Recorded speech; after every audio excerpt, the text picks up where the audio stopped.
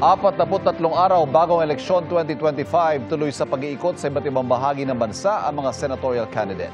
Nakatutok si Dano Tingkungko. Inilatag ni Senator Bongo sa Pampanga mga advokasya sa health, sports at local development. Dumalo sa kick-off rally sa Pampanga si Congressman Rodante Marcoleta. Si Atty. Sonny Matula bumisita sa Iloilo City. Si Kiko Pangilinan nag-ikot sa Albay at tinalakay ang kanyang food security agenda. Tinalakay ni Tito Soto ang mga plano para sa Cordillera Administrative Region. Nangako si Congresswoman Camille Villar ng mga proyekto sa job creation at edukasyon. Isinulong ni Bam Aquino ang mahigpit na pagpapatupad ng LPG Industry Regulation Act. Si Senator Pia Cayetano binigyan din ng advokasya sa kalusugan at edukasyon. Ibinida ni Atty. Angelo de Alban ang plataporma para sa children with special needs sa PWDs. Si David D'Angelo sumama sa isang motorcade sa Valenzuela City.